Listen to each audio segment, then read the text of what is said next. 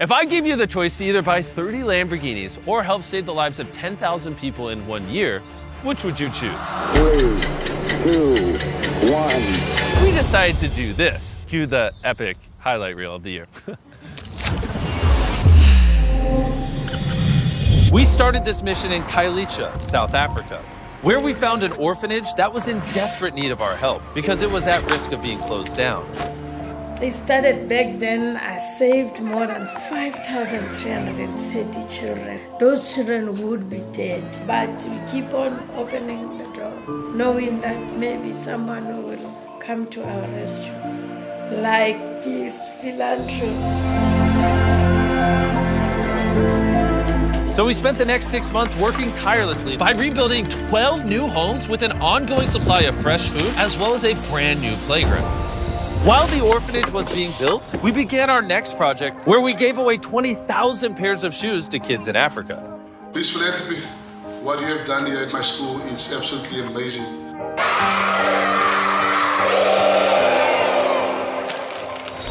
Darren then flew to the Hopi Reservation in Arizona, where he met with Wendy.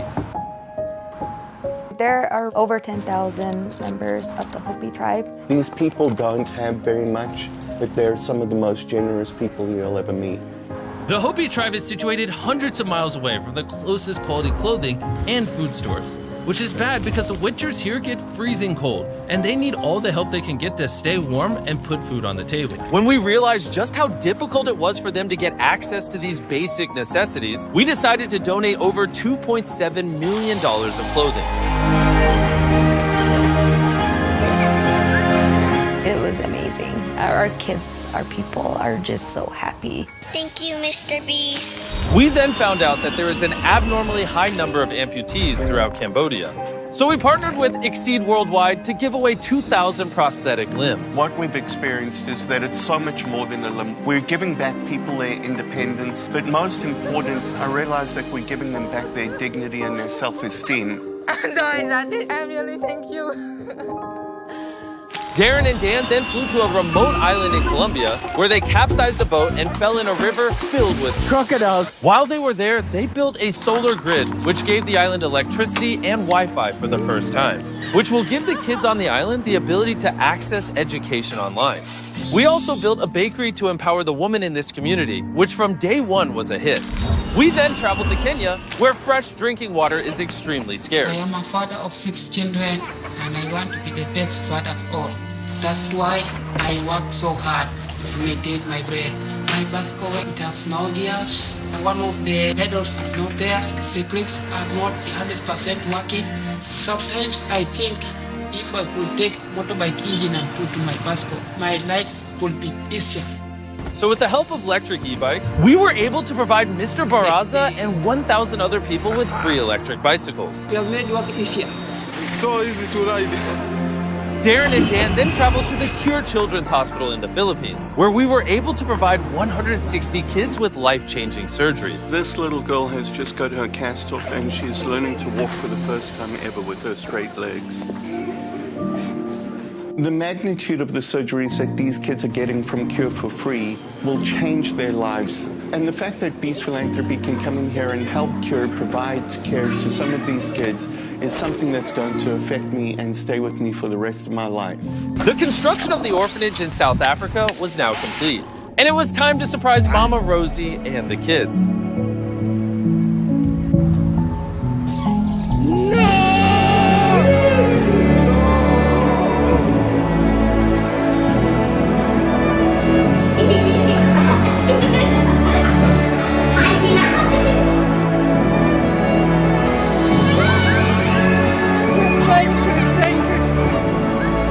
Mama Rosie also told us about a boy named Yam Keely, who left the orphanage 14 years ago with the dreams of becoming a musician. However, he was struggling to make money and practice his craft while working full-time at the airport. It kills me knowing that I'm doing something that I'm not into, and there is something that I want to do that I really love, but I cannot do it. So we decided to surprise Yamkele with a brand new top-of-the-range acoustic guitar, as well as award him a full scholarship to the best music school in the country. See you in a year. The team then flew to Thailand, a country with over 2 million stray and disabled dogs, to meet with Michael and help him rescue as many dogs as possible, where we helped thousands of dogs run for the very first time.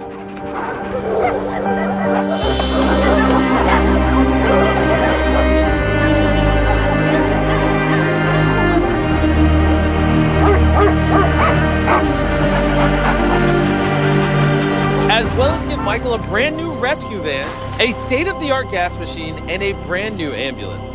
Really happy. Darren then received this video from a TikToker named Dora Muno. This philanthropy, please help me save our village. Our kids need you. So Darren immediately flew to Dora's sanctuary in Zambia, which had absolutely no electricity and is located in a dangerous area with high rates of domestic violence. It became evident that the lack of electricity was holding them back and severely curtailing Dora's ability to help develop this village to what its potential could be. Having to wake up thinking, what will these kids eat? That is still very difficult to do each and every day. So we came up with a plan to use the direct sunlight and scorching heat to our advantage by installing a massive solar grid that will provide electricity to the entire village. It was then time to turn on the lights, and the kids couldn't contain their excitement. Mateo, turn on the lights!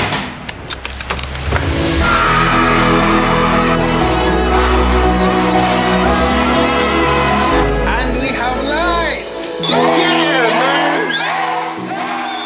We then found out about a college kid in Philadelphia that is rescuing thousands of pounds of food every month because of his school meal swipes. I originally started just as a student with leftover meal swipes in my dining account, and I realized as I was getting close to the end of the term, I have 50 meals left that I know I'm not going to be able to use, and I just had a pit in my stomach thinking about all of those meals going to waste. So Darren flew there to meet him and help expand his operation to a national scale. After witnessing everything that Evan had done to help this community, it didn't take but an hour to know that we had committed to partnering with Sharing Access to help them achieve their goal of feeding as many people as possible. And with our help, Sharing Access, we're able to open an operation at Hunts Point Produce Market, the largest produce market in the world in New York City. And that operation is going to be 3 times larger than the one that we have in Philly. Next, Darren and Dan traveled to the heart of Cameroon, where thousands of children at this school have to share a single toilet and have lessons in these derelict and dilapidated classrooms. These conditions had no dignity. These conditions would not make a child believe that the future is bright. Once we saw this, we knew we had to do something, so almost immediately we started drawing up plans to begin construction. And a few months later, the brand new classrooms were built, just in time to surprise the kids before they returned from their holidays.